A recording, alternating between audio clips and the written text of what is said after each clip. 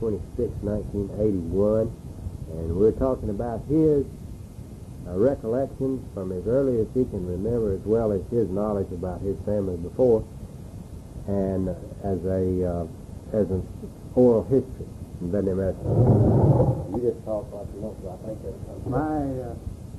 My grandfather came to this country from Lebanon, Tennessee, and the Coffers. That's right, go ahead. The Coffers came from Ireland and landed in Lebanon, Tennessee. And so far as there is any record of the family, all of them had a degree in medicine, principally pharmacy. My father was the baby boy, and he had a degree in pharmacy. And in the early days of his life, he had a brother that became a MD and a surgeon with the Mayo Institute. And following his years with the Mayo brothers and their sisters in Mayo, he established the eye, nose, and throat practice in Des Moines, Iowa, for which he became very famous in those days on the surgery of straightening eyes in cross-eyed children. And on several occasions in his latter years, I had an occasion to visit him once in St. Louis, where he had an office in St. Louis 2 days a week, and to see the line of cross-eyed children standing waiting for this simple clipping of a certain muscle in the eyes that he did was a production and line. Just went down the line. Went down, pulled them in. So, following that, he, I guess I'd better say something about what I began doing about that time. My father, being a veterinarian who was the baby of the family, and my Uncle Will, who was in Des Moines, insisted that if he was going to work with horses, that he come up to Des Moines and spend the winter, as they had a new school of veterinary medicine which had been established by a group of farmers in the Iowa. There is no record today that I can find of this institution, but it was before the School of Ames was established. About what year would that be? Like 19? Kick it off. Well, just like be on here. That would have been back in the 1878, because he went up and spent this winter with him after having his degree in pharmacy. He spent the winter and finished the year training in 1879, which would mean that from that date until now, he and I together have practiced veterinary medicine in Ballard County for 103 years. Kick it off. Oh. Well, I don't care what you talk about, just keep it, because I will never get it on it.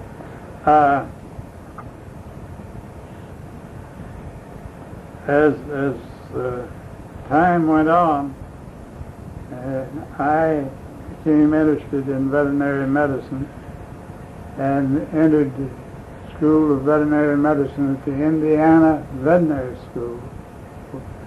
And at that time, the course was raised to a 4-year course, and the war was declared, and as a result, they put on the accelerated program, and my class, the 19 and 18 class, was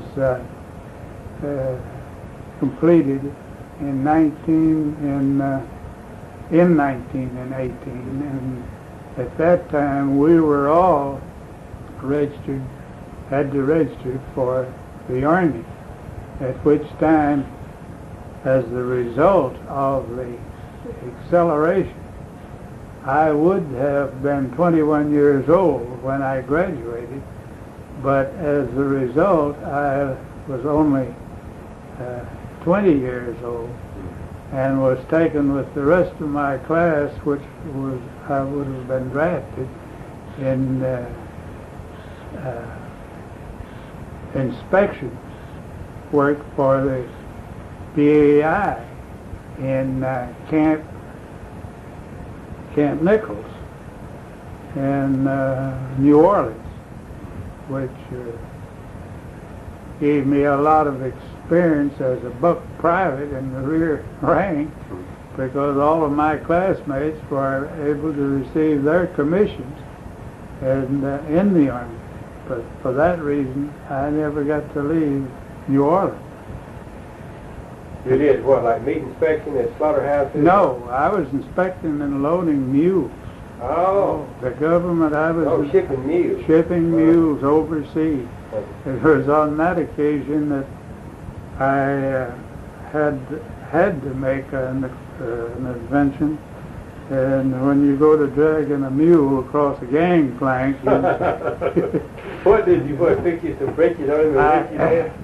I designed a sling, which you have used turned upside down in this coffee casting harness of mine. Yeah. Mm-hmm. And we put that under a mule and across his breast and breeching, and just hoodwink him and hook him and swing him out over the water. The pathetic part was one of my buddies, who was a commissioned officer and a second lieutenant who I had to work under, took the credit for making the sling.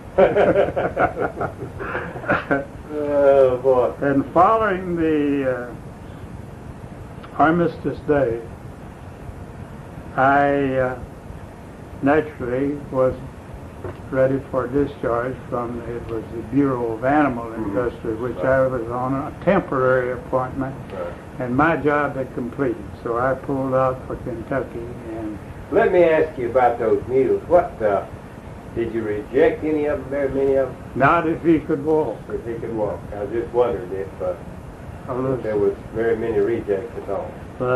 They were bought on contract by mule dealers. A mule dealer right here in this city, this little town. That was a big deal in Marshall County. Did you ever have any dealings with the Marshall County mule trading? Yes, sir. In fact, the ideal mule for the Army, the heavy mule, didn't fill the bill. Mm-hmm. The fact that we had the standard bred mare and the Spanish Jack in West Kentucky made them a quick, small-footed, medium-sized mule that you could chew tobacco out of your mouth and they were about an eye. But following my return to Kentucky, I finally decided to open my own practice, or take over my father's practice, and here in La Center, and I opened my practice on. Well, when you were, say, 8, 9, 10, 11, 12 years old, did you ride in the buggy? Oh, yes, sir. I've been in veterinary medicine ever since I put on knee pants. Now, they, of course, he didn't treat many cows, did he? Wasn't too many cows. There was just a family cow. Yeah, but Ballard County is second, or was, in broodmare and mule production in the state of Kentucky. Back in Benton. Yeah, my Christian County was also a good mule. In other words, they raised the mule for themselves and shipped them That's to right. other places. The first year I was in practice here in La Center, we loaded and I inspected 60 carloads of mules leaving La Center to go to the south for the cotton fields because it was before the days of tractors. Man, 60 carloads. How many would they have in a load? About 20. 20 mules. 20 mules. Now, would these be old broke mules or young? All ages. Or whatever you can. The farmers in this day, some of our farmers, you probably remember, I'll call him Uncle L. Golson, was a big farmer south of town, and he had brood mares and he bought mule colts. It was a business within itself. The farmers bred all the old mares. Yeah. And Worked then the mare and even the old buggy mare. And the colts were weaned off and sold. It was a business selling weanling mules. So then a large part of your daddy's practice was castrating mules, treating lamenesses. That's right. It was treated doing strictly horse practice and the family cow. Well, now they didn't have culturing mares. All the things that they did. How is there was a conception rate on these old mares breeding them to these jacks and studs as composed today when we've got all the labs and the cultures and stuff like that? Not too much difference because the mare that didn't breed was soon discovered and there were plenty of mares to take her place. So they didn't just keep fooling along with an old bad brood mare? No, sir. The brood mares in this area were very much like our beef cattle. They were produced so they didn't stay. That's right. Well, now I used to hear stories on you going into a stall and grabbing a mule colt with a ear and putting the ear in your mouth, haltering that dude, dragging him out and castrating him. What about that? I've done all of it, but one of the most fruitful deals that I ever did was when I came back from the Army and moved over to La Center. My father was over at the next town. Where was he? Kevin. He was in Kevin. I attended a sale. In those days, and a lot of farmers and mules and things would change hands in the spring of the year. At the sheriff, and a man by the name of Bradley was elected sheriff of Ballard County, and he was having his sale on the farm to move into the sheriff's office, and he had a big sale, and it was in early spring, early February. I wasn't too well known in this particular area at that time, and I had time on my hands, so I went to the sale. Well, there came a time when the flow of mules from the barn out into the auction ring ceased, and old man Bradley came hollering, "Come on with the mules, come on with the mules." And the two colored boys that was catching them said, "We can't catch this mule." And I happened to be standing there, and I said, "Well, if you'll get out and let me in there, I'll catch the mule, but shut the door. Yeah. Don't lock it." And they let me in, and this mule made a whirl around the stall, and on the first time around I give her a kick in the ribs, and the second time she came around, I grabbed her by the nose with my right hand and my ear with the left, and she took me around the stall back to the door, and I told them to halt her. We did, and the interesting and memorable scene and expression was as I walked out of the stall, there were a few old farmers leaning up against the wall. I heard one say to the other, said, "Who is that crazy son of a bitch that caught that mule?" And the other one says, "Well, that's that new veterinarian we have here." So I think that one sale got me started. Well, now, you always told me when you shot I can't remember, you shot a cat in the neck, you jumped backwards, and the hog, you jumped forward. What does a mule do? What do you learn about a mule? How did you know that mule wasn't going to kick you? Well, he will kick you. You got to stay to his side or get out of range. Now, this was this a mule colt? No, it was a work mule. One of the poorly broke work mule. Right. But he'd been through with enough. When he got caught, he knew he was caught. He got caught. All right then. Yeah. There's a lot of animal psychology involved with this stuff. So that helped you. I mean, everybody called that man that had the guts enough to go in there with that mule. Of course, back in those days, and I guess to a certain extent today, you kind of got to be, you got to have a little showmanship. You know, you got to do a little bit of stuff to let people know that you can handle a mule. Well, you have got to be, the people that you work for today are pretty well informed about what you are doing for them. Right. And if it wasn't for that, and who can do it for them, and who will do it for them. For that reason, my practice has always grown year by year. In fact, the second year that I was in practice, I hired my first assistant. And happened to be a veterinarian that I met in the Army. Well, now, who was he? Dr. L.H. Middahl, who was with me for about 2 years, and he was slightly crippled in a foot, and that's why he wasn't in active service. And he went into conceived the idea of the dogs, and he went to Memphis and went into the small animal business. And but did he stay there long? Oh yes, died there. In fact, to date, the number of veterinarians, graduate veterinarians that I've had in my employ was 45.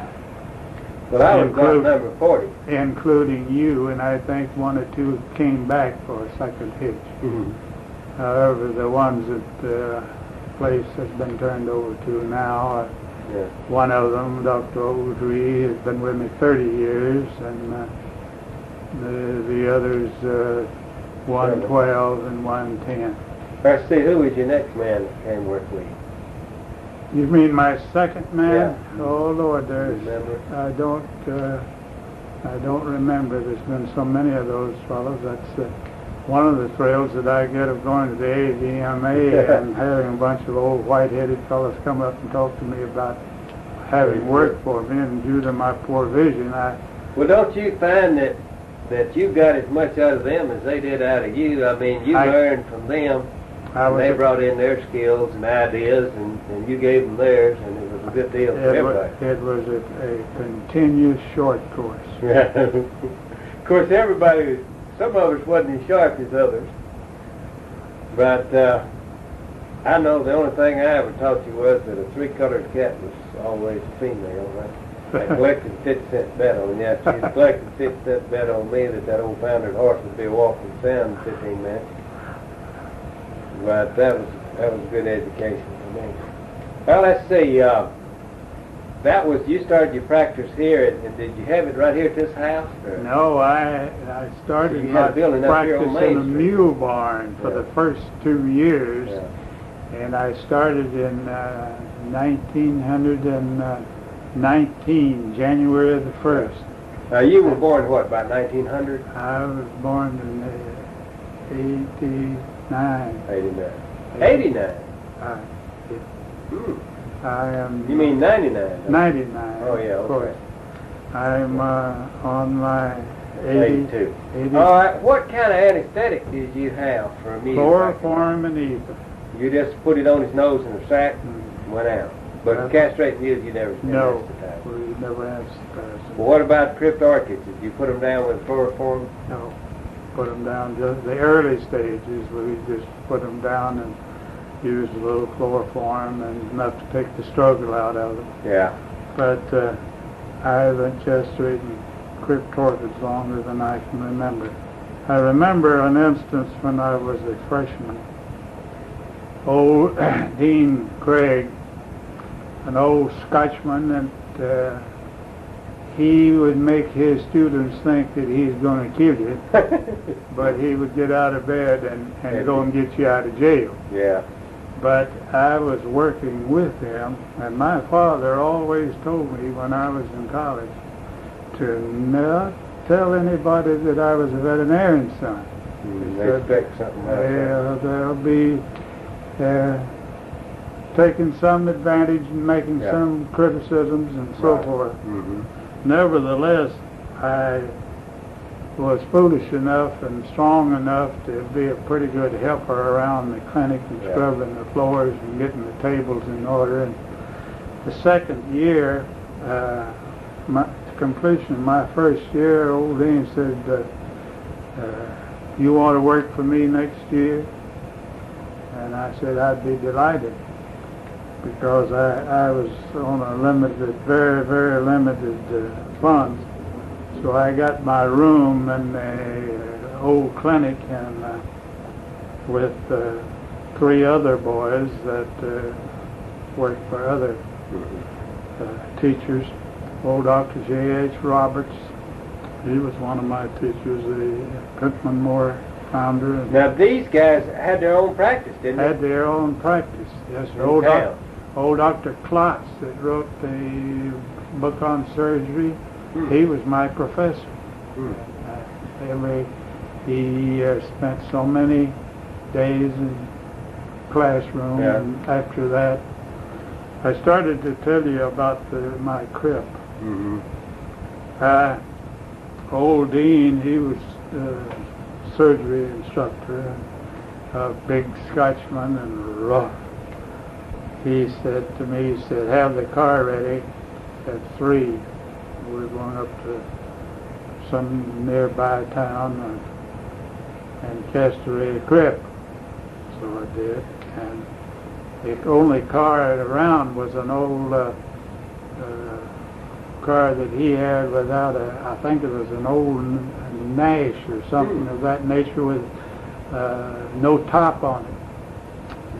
And we drove up to this farm in Indiana, and he got out and they met him, and he said to me, get the mule ready. And he went around and visited with his farmer that took him over, showing him some pigs and some other things. And when he came back, I had the harness on the mule, and I had him down. He was a coming 2-year-old. And the chloroform bag on his nose, and he stopped, and in order to kind of eat me up a little bit, he said, well, doctor, says, proceed. Well, I had the pan of instruments and the mule tied up. I had already examined the mule, and it was a crip, high flanker, and when he said proceed, and he was there because it was a high flanker. Yes. Some other person turned him down, and I dropped down, and when he told me to proceed, I grabbed the knife and the scrotum and pushed it forward and ripped the skin. He said, wait a minute. He said, do you know what you're doing? I said, I think I do. So when I opened the canal, and I could very easily with my slim fingers running through the ring, and there was the testicle.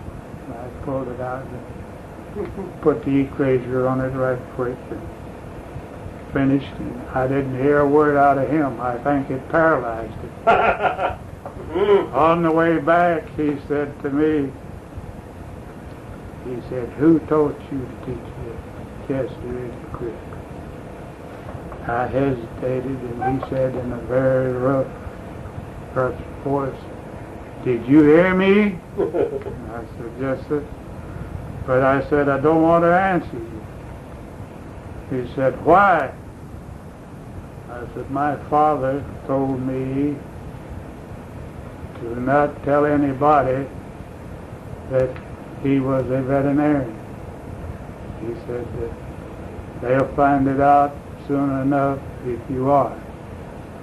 So from that day on, I worked for Dean Craig in all my spare moments and slept in the office of the old Indiana Veterinary College, which was a lot of labor, but a lot of practical experience to go on top of what my father had given me from the kids. Well, did that man, how would he do today, that old veterinarian? Why, he would be done all right because he had his training in Scotland, and as I just said, they had men like old Dr. Klotz. There were a few veterinarians, but there were most all of them had been educated abroad or in the East. They had a basic understanding of physiology and surgery and the whole bit. Sir. They did that. They weren't. Old Dr. Mueller was a pharmacist. He had a degree in pharmacy, and he taught materia medica. Yeah. And he was also the owner of 52% of the Indiana Veterinary College, is partly responsible for it being the last private college closed in the United States. And he also owned the home brewery. Yeah. And he owned the Indiana Pharmacy College, and that was responsible for the long duration of the old Indiana. Indiana had 2 veterinary colleges at that time, but during my years of Terre Haute was closed. What did he charge for that cryptarchy job? Do you remember? $10. I guess we drove 20 miles, 30 miles. A local veterinarian had turned it down? Yeah. What did it cost you to go to school there? You remember your first year? I think I got through by my first year around $500 tuition and board. Now the local. I worked at a Busy Bee restaurant for my meals my first year. I didn't know you was. But my father had been practicing veterinary medicine, but he had also had some other problems, and his problem was signing everybody's note. So along those days, I had took after myself. Well, so did you go to school 4 years? I got the four-year curriculum in 3 years due to the World War I. Now, you were telling me one time about treating milk fever. First thing you did was,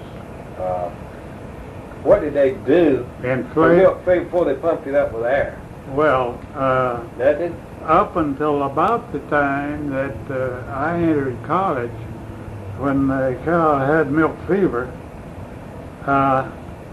they called for the team because he was a sure thing. My father, in his early days, they didn't know anything about milk fever or treating milk fever. But when I came home from college and told him that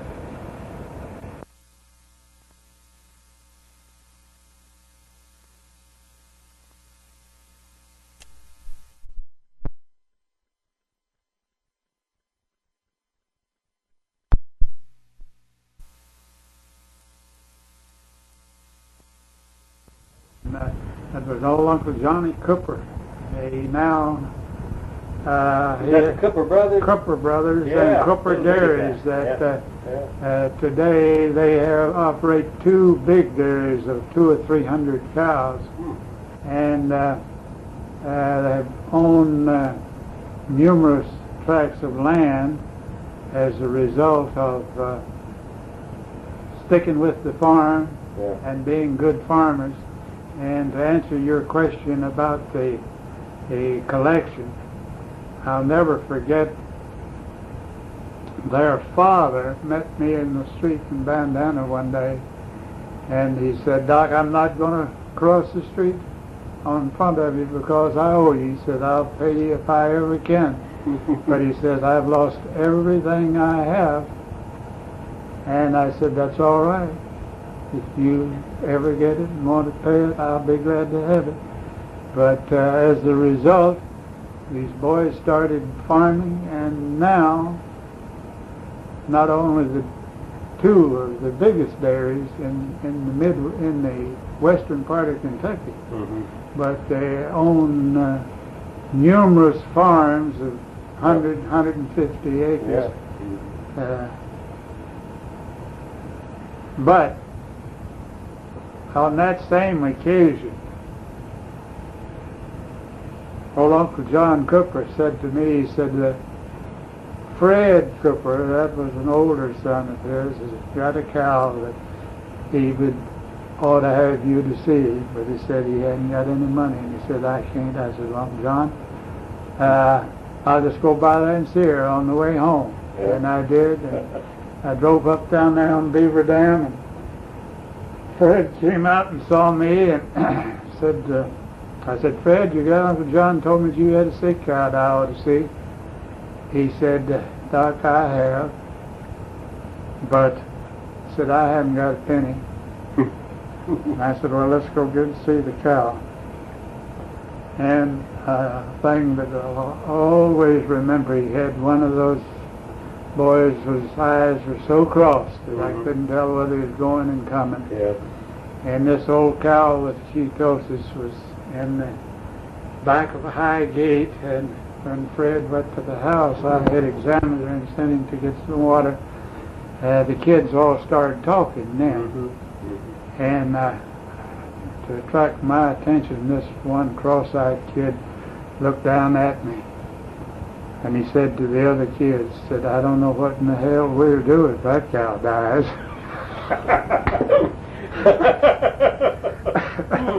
But the cow got well, and the boys all lived, and the Coopers all stayed farmers. If I've got friends on earth or in heaven, it'll be Coopers. Well, of course, when I came to work for you, your motto always was to supply a good service to everybody at a price that they can afford to pay. And of course, that wasn't too popular with a lot of the veterinarians because they accused you of being a price cutter. But I can remember cleaning cows for $6, delivering cash for $6. Well, we made one call up there about towards Paducah, and you charged this man about $12 or $13. We gave him I believe some erysipelas serum or something to some hogs, and it seemed like a little bit steep to me. So, and I noticed that you were just as nice to this old man as you could be. And one thing I've noticed about you, you always said, if somebody insulted you or made you mad, you just whistle. I never saw you cuss and rail and rave and kick or anything, which I always thought you had tremendous self-control. But anyhow, I says, "Chief," I always called you Chief, everybody else called you Pap. I said, "Chief, what's the story on this man?" He said, "That old son of a bitch." Said, a few years ago, said he called down here and had an old horse with a colic, a mule with a colic. And said, "I sent a good veterinarian up there, a good fellow, knew what he was doing." He went up there and he did everything could be done for the mule, give him a gallon of oil and everything else, and the old mule died. And the guy sent word that said, "I called Dr. Coffee." He says, "I don't send in anybody else, and I don't aim to pay him." You said, "Well, feller, that's perfectly all right." But he said, "That dude paid for that mule half a dozen times, because I always had just a little bit more on it." Oh, I always liked that story. Well, of course, there was lots of quacks in this area. I remember one time we went out to see up there by where the airport now is. And a fella had a big fine horse that had the colic. This guy had stuck a knife in his cecum and stuck a cane in there and let the hair out and saw the colic, and the horse did fine till he died of peritonitis. And I remember you said, well, I'm sure he did the best he knew. That's the only thing I ever heard you say about a quack is, well, I'm sure he did the best he knew.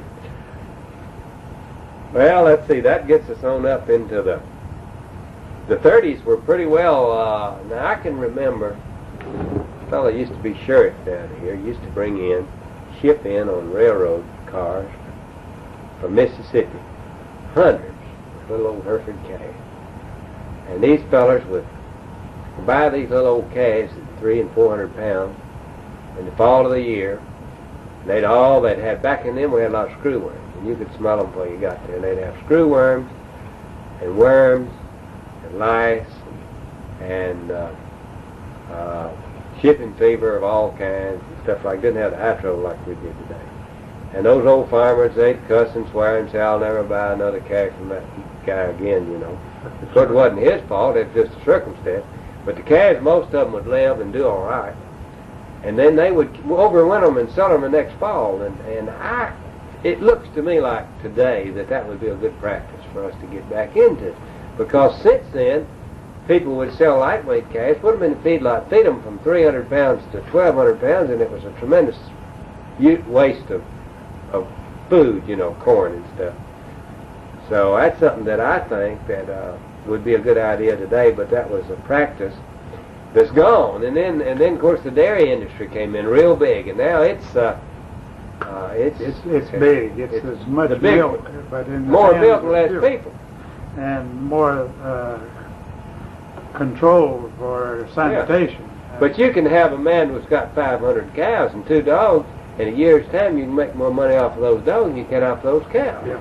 Because nothing happens to them. You don't ever see astronomia anymore, or cow cleaning, stuff like that. In the past, they feed them better, and they know what you're doing, and technologically a big change. Well, this area has changed considerably, more so than yours, I'm sure. In the recent years, the location of the atomic energy plant and this other big plant, and the farms have been reduced in size, and our average farm now is, I guess, like yours in your county, 50 to 75 acres. And the farmers, the boys that are farmers have big machinery, and they just sack up all these farms around them. It's entirely a different picture, but then of course the Lord always takes care of it. He came along, and they boys worked at the plants, and they make big money, and they strike, and they sit down, and they have their dogs, and they're sporting, and so forth. And the dog business has become one of the big factors in veterinary medicine. Even to a local area like us, we have one veterinarian that does nothing but dogs, one that does nothing but horses, one that does nothing but cattle, and then we have the fourth one, that's fourth active one that works everywhere, which is the lady veterinarian. That's something that would have been unheard of back in the 30s, wasn't it? Yes, sir. It was. And you know, the disgusting thing about the women, more and more that as they take over, I find that they almost always do a good job. Well, let me answer that question. I've had an occasion in my years with the AVMA, being associated with the different colleges and different deans, and I was discussing that with a dean not long ago, and he said, Coffee, 5 years ago, you called me up over the telephone and told me that get a boy in school, and we never questioned him because we knew you sent a man that would make a good practical practitioner. But he said we can't do that anymore. So the profession has adopted the system of scholastics, and he says you got to give the devil his due. Says these little old girls are just a little bit smarter than these boys. And that's why that we're getting the problems that we're getting today of finding places for all these girls. As I see it, I've always been for the women. But the place of the veterinarian, a woman in veterinary medicine, we've got a lot of places for her. But to me, as a rural large animal practitioner, to render the service regardless of her ability, which we are experiencing one that has the ability. But the average woman that practices veterinary medicine and gets married, she gets a family, and first thing you know, why that she is retired and made another vacancy for another one, whether it be a man if you get in there as a career of 40 years or something like that. So what do you think about now, for instance, in my county right now, for a long time I was the best veterinarian there. Now I'm probably number 3 because we've had 2 guys to move in. And that's going to be, as I understand, we got about 800 people coming out of school in the southeast every year. And that's putting a veterinarian in about every other county every year. Now, seems like I know of only one guy that's gone bankrupt. He had a place, and 2 guys moved in on him, but he was an oddball. He was at the bar when he ought to have been at the back room. And are we going to have that many animals to go around? Are we going to do more to less animals? What do you see the future of veterinary medicine as you can see it right now? We're seeing less and less animals, and we're doing more and more to them. And whether you like it or not, competition tends to make things a little better for the client. But the time and the students that are coming now are so trained to depend on a lot of expensive tests and a lot of things that maybe they do a better job, but sometimes the fees are just really prohibitive for so many people. And you wonder, where's the end going to be? Are we going to make this veterinary medicine, is this just kind of a 4-legged human medicine? Or is there a certain thing that you can do in veterinary medicine and be practical? I don't hesitate to put an animal to sleep if it's an undesirable, if it's a biter, or if the people are old and they don't want somebody else to have their dog, or if the dog is incurably ill. But some of the philosophy that you see nowadays, people say, oh, well, I will not put a dog to sleep. I am too dedicated to the preservation of life, and we'll put him on IVs for days, and we'll do all this stuff and make the dog live another week or 2. Is that the way we're going, or is there going to be a point where people say, well, I just can't take my dog to a veterinarian that bills for $100 when I used to take it down to Dr. Charlie and get it done for $8? Well, I personally think that we're cutting our throat a little by little in our profession. I can't keep from feeling that. Now, for the food-producing animals, I'm not one that's capable of answering that question, because I am strictly born and raised and expect to die in the conservation of food-producing animals. And the pathetic thing to me is every small animal man, and even in this group practice, we have to have a small animal man. But thank God he's honest. He'll tell you that I think you're foolish to spend your money, but if you want it done, I'll do it. Yeah. But I think the rat race is going to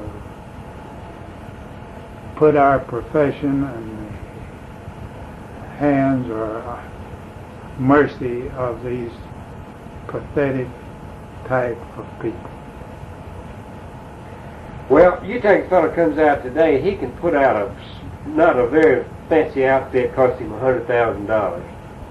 If he's paying 17-18% interest, and then he's got to have a certain minimum amount of help. And he's got a certain depreciation. And he's right, and he has got, when you walk in the door, he's got to get $35 out of it. Yeah. If you're in there for no toenail trim, he's got to get $68 out of the neck. It puts a lot of strain on him. Whereas in your day and in my day, gee whiz, I rented a house for $45 a month, and it was my veterinary clinic and my home for a couple of years until I built a practice, which cost me, I bought an existing basement, cost me $18,000 to build a veterinary clinic, and today I think it's rather up to date. And I paid 5.25% interest. And so, but the guy that's coming out now, that's got to have a computer, and he's got to have a blood analyzer, and he's got to have all this stuff, and gee whiz, I don't know, it puts him, I wouldn't want to be in his position. I think that I've had the best, I came along at a good time, and I'm glad that I am where I am today. But I have a certain amount of fear about what's going to happen in the next few years to the profession, because we may price ourselves out of a job. We begin to see feed stores with signs out front saying parvo vaccine, distemper vaccine, and that sort of stuff. And then they give it everything you can think of, and then it looks like it's going to die for sure. But then they bring it to the veterinarian, and of course it dies. Now, a few years ago, they used to not call you till it was nearly dead. But after you educate them and did a few things to them, they got them where they would come because you made them money. But, of course, it's not a money-making thing when you're dealing with small animals. And in my situation, all my money now comes from small animals, not by choice, but just by circumstance. I just have to treat what comes along. So it's going to be interesting to see, but I think that for the most part we need to remember that we're here for the benefit of the animals and the animal owner, and they're not here for our benefit. That's my version of it. We are going to have to refrain from some of this overcharging because of the fact that when money is 18 and 20%, if you've got it, you'd better be lending it. And if you don't have it, you're in a hell of a shape if you're going to borrow it and pay that rate of interest on it and get it back. I hate to think about it, but I went through the siege of bankruptcy in this country. Yeah. See, I've seen all of that go to the skies and then go to the ground. Well, my pappy always said when poverty came in the door, love went out the window. And when times do get bad, if they do, we may find that the love for this little dog might stop if there's not going to be enough wealthy people with a little dog that they love to make up for all. I mean, they've got to buy cornbread before they can buy that sort of stuff. So I think it's going to be a challenge in the future. I'd like to hear some of your old stories that, of course, when I came to work with you, it was my job to fill your shoes, which the clinic got hooked, but I rode with you, and you paid me and you worked at the Chevrolet place, but you really didn't do so much practice when I was here. but what riding that I did with you, I was constantly getting these stories, and the one thing that I found that was so good about you, whenever I worked with you, if I was about to do something disastrous to an animal, instead of screaming and hollering like I would have done, you would kind of get the man over to the side and talk to him and say, "Doctor, if I may make a suggestion, you might try so-and-so." And, of course, that didn't shake the confidence in the man, in me and so forth. And then you'd tell me maybe to give him calcium gluconate instead of calcium arsenate. But remember all these stories you used to tell me. One of them was about these old cows that had the hollow tail. And you never ranted and raved and argued with them about the hollow tail, accused them of not feeding the cows like I do. I made more people in practice mad by telling them that they starved the animal to death than anything. I've got people that won't call me today because they got mad because I told them they starved the old cows to death, which they did. But, back in those days they had holler tail, holler horn, and you used to get your point across. What was that you poured on their tail? I'll never forget, on one occasion we had lots of laymen in this area. One old fellow that practiced over around Raglan back on the river, and he called me, and he had treated this cow for the hollow tail, and the old cow went ahead and got down. He called me while I sent him to the house, or he went to the house, it was, or something. And I didn't take the bandage off of the old cow's tail because I didn't want to offend him. Now, they'd already split her tail and put salt and pepper and turpentine, whatever. Yeah. But I would say, well, you're probably going to lose the tail on this cow, bush on her tail. But we'll put a little iodine or something on it and see. And it was just as easy to pour a little tincture of iron on that, and the tail would always come off then. But I never argued with him about his diagnosis.